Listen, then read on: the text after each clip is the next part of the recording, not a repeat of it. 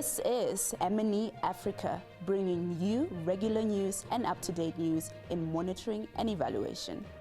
Good day, welcome to M&E Africa. Today I'm joined by my colleague Hermine Engel, who's leading the Strengthen Legislature business line at Clear AA. Hermine, welcome to M&E Africa. Thank you. Good to be here. How are you doing in this very cold weather today?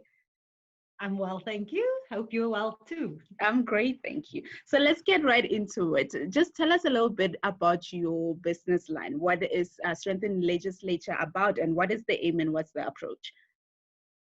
Thanks. So our main aim is that parliaments make better use of evidence and M&E processes to inform their decision making and their oversight role as a key sector of the state and an important role player in governance. Okay. We have three levels of approaches. The first one is obviously capacity strengthening training and peer learning approaches, and I'll tell you a bit more about that later. And then technical assistance, so sort of direct assistance around tools development, frameworks development, and then knowledge generation. So to put out what we learn out there so that others can learn from it as well.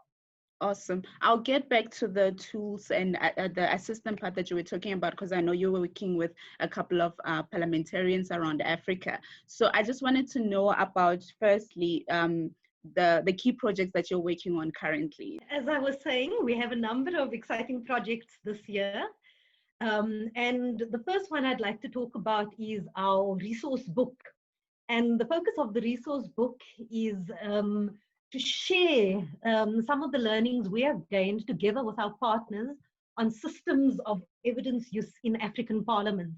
And so we're working with a number of partners, including those organizations that also support the work of parliaments, but then also parliamentary researchers. So we are all contributing different chapters to this book. And we hope that it can serve as a valuable resource for parliaments and organizations supporting parliament. That's awesome. That's something we will follow up on. This sounds really interesting. When it is ready, we'll talk a little bit more about that. So tell us more then about the tracer studies that you're working on. So the tracer study was actually completed a while back, well, the bulk of the work earlier this year.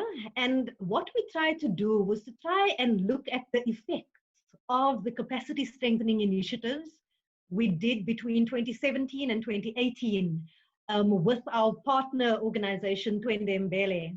So this was a joint initiative, a series of initiatives, and it was different kinds of capacity strengthening approaches.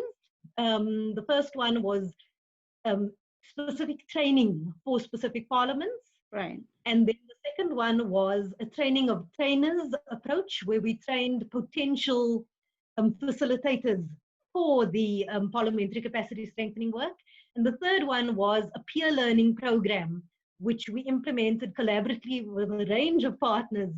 And we brought together representatives of the different parliaments and organizations to learn from each other's approaches. And so we did a number of in-depth interviews. And the idea with the information that we gained from this is to strengthen our approaches. So, I mean, there were a number of key findings. I'm not sure whether you'd like me to go into a few of them. Sure. Yeah, so these are so the main findings is that the initiatives were valued. And I think that's an important first point to make. And especially in terms of the integrated focus on evidence use more broadly with M&E processes. So that is something that we need to build on more strongly. And then I think the second one is that the initiatives managed to generate greater awareness around the importance of evidence use in parliaments to inform decision-making processes. And then the value of the peer learning approach was strongly emphasized, but also the importance of working with strategic champions. So either potential champions or current champions within the parliaments, because obviously we can't work with everyone. Yeah. So finding those champions that can take this work forward within their respective parliaments is extremely important for us. So that's something that we would like to build on. And then the collaborative approach, working with other organizations, also supporting parliaments, and working collaboratively with parliamentary researchers to design a capacity strengthening approach as well. Thank you so much. I mean, so I'll go back. You mentioned a whole lot of stuff. I'll go back to my question on the whole technical assistance. You mentioned the work that you do with different parliamentarians, and ultimately it's to just drive that evidence-based decision making, right? And having strategic champions, you call them, in place, which are very fundamental. I know that that's something that you're doing also with the African pod, which you didn't mention, and maybe you'll go a little bit into that. So just tell us about that work, that collaborative work where you have your strategic champions, where you're doing your technical assistance. How does that really look like, and what are some of like the contributions that you really made towards this decision making? So yes, thanks for asking about the African pot. This is quite an exciting project for us because it's especially relevant in this time where we have had to practice social distancing as well. But this has been a long-term project of ours. And so yes, so let me start by explaining what it is. It's the African Parliamentary Oversight Tool. And a very apt acronym is the African pot, and support the channeling of evidence from parliamentary researchers to members of parliament, M&E officers, as well as ICT officers within the parliaments, to try and make sure that this tool is relevant and useful for their work. Right. So how is that collaboration going? I'm just thinking now we are in this situation with the pandemic, and we are working remotely from home. Weirdly, are still working from home. How are you continuing with your work? Being in, normally you would just catch a plane and go to Kenya and have your meetings. So how is this working out for you? Well, I think we've obviously now had to rely on virtual meetings, and I think it's working quite well. I mean, obviously there are limitations, but it's great that everybody can connect from their homes and continue the collaborative discussions with the developer, the technical developer as well.